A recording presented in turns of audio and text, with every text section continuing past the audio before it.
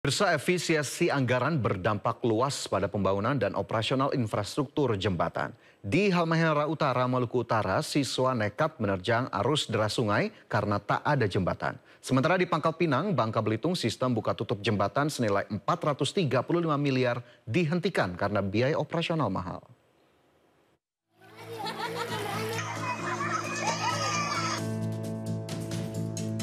Demi bersekolah, puluhan siswa SMP Negeri 18 di Desa Asmiro, Kabupaten Halmahera Utara, Maluku Utara harus berjuang. Mereka nekat menerobos derasnya sungai Aka Asmiro.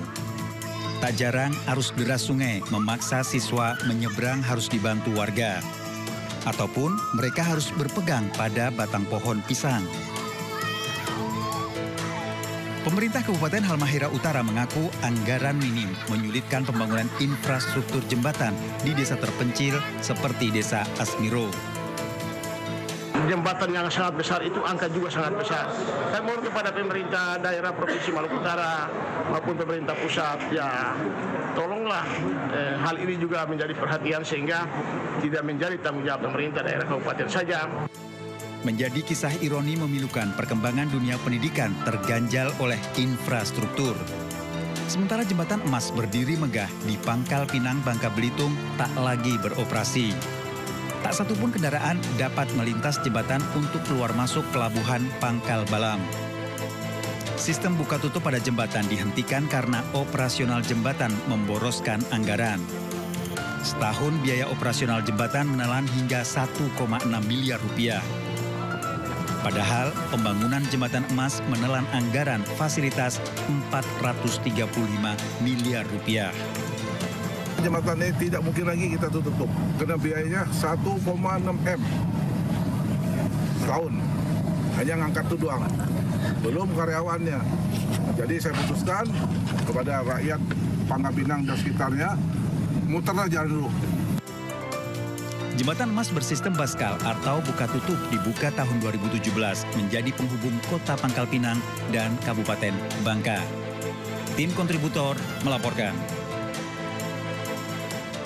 Informasi lain, pemirsa, ratusan siswa SMP di Bandung, Jawa Barat diduga keracunan usai mengonsumsi menu makan bergizi gratis. Siswa mengalami diare setelah menyantap makaroni dan sayuran yang diduga sudah tak layak konsumsi.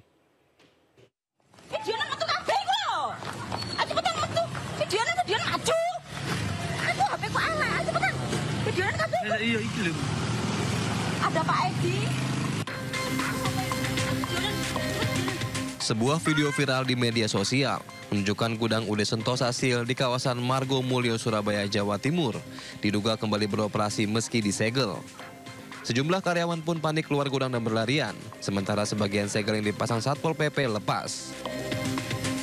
Usai video ini viral, Satpol PP Kota Surabaya langsung mendatangi lokasi gudang dan merantai pagar gudang. Sementara itu, Pemkot Surabaya akan mempidanakan pemilik usaha jika terbukti tetap menjalankan operasi. Sentosa Sil kemarin dibuka. Tiba-tiba ada kabar dibuka itu. Setelah itu saya langsung menghubungi Pak Kapolres Tanjung Perak.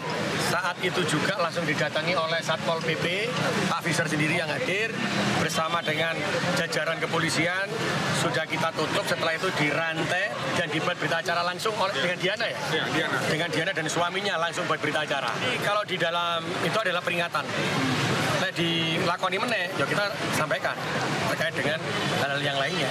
Tapi ini adalah ketika dia meminta segel ini, maka ada peringatan ketiga yang sudah kita lakukan. Peringatan pertama yang sudah kita lakukan ini kedua. Yang nanti ketiga pun ya kita akan membuat pidananya. Penyegelan gudang usaha UD Sentosa Sil milik Jan Hewadiana dilakukan karena tidak memiliki izin daftar gudang. Selain itu, UD Sentosa Sil juga diduga menahan ijazah sejumlah karyawannya. Kasus penahanan ijazah terkuak usai video viral Wakil Wali Kota Surabaya Armuji membantu mengambilkan ijazah mantan karyawan yang ditahan oleh perusahaan UD Sentosa Sil milik Jan Hewadiana. Dari Surabaya, Hari Tambayong, iNews melaporkan. Pemirsa, ratusan siswa SMP di Bandung, Jawa Barat diduga keracunan usai mengonsumsi menu makan bergizi gratis. Siswa mengalami diare setelah menyantap makaroni dan sayuran yang diduga sudah tak layak konsumsi. Itu langsung dia kemana? Ratusan siswa SMP Negeri 35 Bandung, Jawa Barat keracunan diduga usai mengonsumsi menu makan bergizi gratis. Para siswa menyantap makanan pada Selasa siang dan gejala keracunan muncul keesokan paginya. Mayoritas siswa mengaku mual, pusing, diare hingga muntah-muntah. Mereka langsung berobat secara mandiri dan tidak ada yang sampai dirawat inap.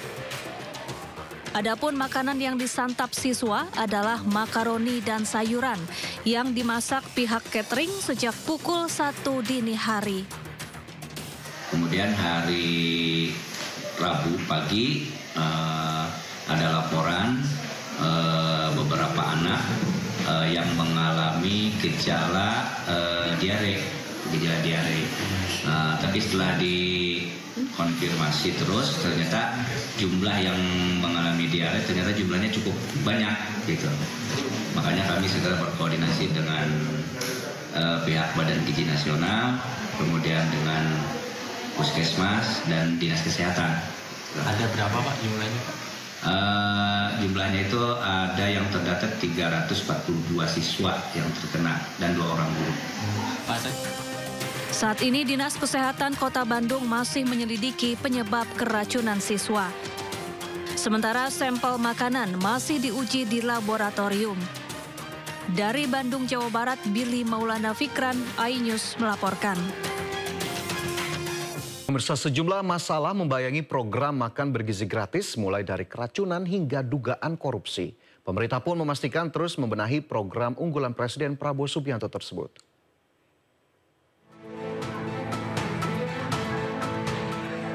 Kasus keracunan program makan bergizi gratis terjadi di Madrasah Aliyah Negeri 1, Cianjur, Jawa Barat. Puluhan siswa harus menjalani perawatan intensif di instalasi gawat darurat RSUD Cianjur usai menyantap hidangan makanan bergizi gratis di sekolahnya. Menteri Koordinator Bidang Pemberdayaan Masyarakat Muhaimin Iskandar meminta Menteri Kesehatan menyelidiki penyebab keracunan dalam program makan bergizi gratis. Nah, itu yang harus dicek sumber utamanya ya. Nah, tolong kepada Kementerian Kesehatan mengecek sumber utama keracunan itu, apakah dari dapurnya, apakah dari proses angkutannya, apakah dari tempat lain. Nah, nanti kita tunggu aja investigasinya. Laboratorium Kesehatan Daerah harus cepat ya mengambil langkah-langkah supaya kita tenang. Selain kasus keracunan, program makan bergizi gratis juga dibayang-bayangi dugaan penggelapan dana. Polres Metro Jakarta Selatan kembali memeriksa 5 orang saksi dari mitra dapur SPPG Kalibata. Pemeriksaan dilakukan terhadap pelapor, korban, bagian administrasi, dapur, operasional, dan orang yang mengetahui perjanjian antara yayasan dan korban. Pemerintah pun terus membenahi program unggulan Presiden Prabowo. Saat ini, program makan bergizi gratis menghabiskan dana sebesar 71 triliun rupiah yang diambil dari APBN. Tim Liputan iNews melaporkan. Dan Gizi Nasional membuat kebijakan baru yang melarang sisa makanan bergizi gratis dibersihkan di sekolah. Sisa makanan harus dibersihkan di Satuan Pemenuhan Pelayanan Gizi atau SPPG untuk mencegah keracunan seperti yang terjadi di Cianjur. Hasilnya untuk penyebab utamanya masih di lab ya. Kita belum cek, hanya ada yang kurang pada saat ngecek itu. Karena sisa makanan yang diduga menimbulkan keracunan itu sudah dibersihkan di sekolah. Jadi kami tidak bisa ambil sampelnya. Jadi ini menambah SOP kita bahwa sisa makanan itu tidak boleh dibersihkan di sekolah, harus dibawa ke SPPG. Karena untuk ngecek bandingkan antara sampel yang ada di SPPG dengan yang dikirimkan. Nah, kemudian dari peninjauan itu kita memberikan 2 saran kepada pengelola termasuk ke kepala SPPG. Yang pertama, food tray-nya harus diganti karena setengah dari food tray itu masih plastik. Dan sementara ini 2 sekolah yang sebagian kecil muridnya terkena dari plastik itu. Makanya kami minta segera. Pemirsa, aksi juru parkir meminta tarif parkir pemilik kendaraan roda 4 di depan kampus ITB Bandung, Jawa Barat viral di media sosial. Pelaku meminta tarif 2 kali Rp25.000 ketika datang dan Rp20.000 saat hendak meninggalkan lokasi. Langsung Pak, memang langsung bayar Pak, semua juga langsung bayar. Lagi-lagi, oknum juru parkir resmi Dinas Perhubungan lengkap dengan logo Kota Bandung meminta uang parkir pengendara roda 4 kembali beredar di media sosial. Peristiwa pemalakan terjadi di Jalan Ganesa di depan kampus Institut Teknologi Bandung. Sang pengendara diminta membayar tarif parkir 2 kali, Rp25.000 ketika datang dan Rp20.000 saat hendak meninggalkan lokasi. Kondisi serupa juga terjadi di kawasan Jalan Taman Sari yang tak jauh dari lokasi pertama. Menurut petugas dinas terkait, kawasan Ganesa masuk dalam zona larangan parkir. Jika ada oknum petugas yang meminta uang kepada pengendara, pihaknya akan menindak tegas dan memproses secara hukum karena masuk kategori pungli. Adanya jukir-jukir liar, kami sudah berkoordinasi salah satunya dengan Kabrut Parkir. Karena di situ parkir itu kewenangannya adalah di juru parkir Dinas Perhubungan Kota Bandung. Dan kami juga sudah menindaklanjuti laporan dari teman-teman media. Kami juga tidak bisa, salah satunya ada memonitor lokasi parkir yang tidak boleh. Meski pemerintah Kota Bandung sudah membentuk satuan tugas anti premanisme dengan melibatkan TNI Polri dan ASN serta kepala UPT baik terminal maupun pasar, namun aksi premanisme berkedok juru parkir masih merajalela. Dari Bandung, Jawa Barat, Billy Maulana Fingkran melaporkan.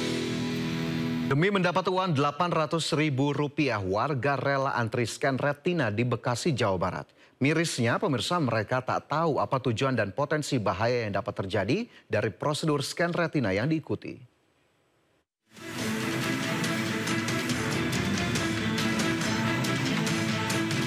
Sebuah ruko di Jalan Insinyur Juanda, Bekasi Timur, Kota Bekasi, Jawa Barat diserbu puluhan warga baik tua dan muda. Mereka terlihat antri untuk menunggu giliran. Dari informasi yang dihimpun, para warga ini antri untuk mendapatkan giliran mendaftarkan diri di sebuah aplikasi di mana warga yang sudah menginstal aplikasi di smartphone miliknya dan telah terdaftar akan dilakukan verifikasi dengan cara scan biometrik retina mata. Usai diverifikasi, warga mendapat sejumlah koin yang akan dikonversi ke mata uang rupiah.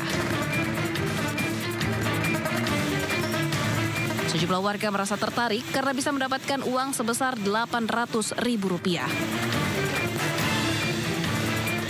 Mirisnya, mereka bahkan belum memahami untuk apa ke depannya aplikasi ini. Mengidentifikasi dari mata itu, dari apa namanya? Oh, dari mata lewat alat lah gitu ya. Terus langsung dapat duit? Iya. Atau ada download lagi gitu-gitu? Nggak ada. Nggak ada? Tadi jelasin di dalam. Bilang katanya nggak menyangkut data pribadi. Dapat duitnya berapa? Nilai Rp800.000. Sementara itu, pihak operator aplikasi yang ditemui enggan dikonfirmasi. Meskipun menawarkan imbalan yang menarik, fenomena ini menuai kontroversi karena menyangkut isu privasi data biometrik yang sangat sensitif. Masyarakat dihimbau untuk berhati-hati dan memahami syarat serta ketentuan penggunaan aplikasi ini sebelum memberikan data pribadi mereka.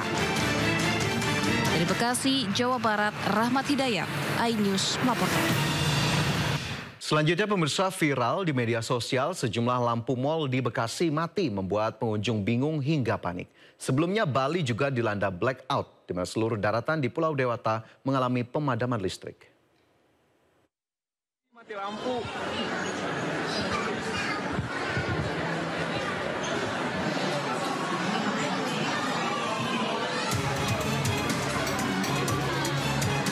Sebuah video viral memperlihatkan sejumlah mal di Bekasi mengalami mati listrik atau mati lampu pada Sabtu sore. Situasi di dalam mal seperti area food court, bioskop, lobi, dan beberapa tenan gelap gulita akibat mati lampu. Sejumlah pengunjung dibuat bingung hingga panik karena listrik padam cukup lama. Listrik diinfokan padam sejak pukul 5 sore dan berlangsung selama 3 jam. Pihak PLN meminta maaf atas peristiwa ini dan sudah memastikan listrik kembali menyala sekitar pukul 7:30 malam. PLN menyebut pemadaman listrik akibat ada gangguan pada sistem jaringan tegangan tinggi 150 kV yang berdampak pada pasokan listrik di wilayah Bekasi.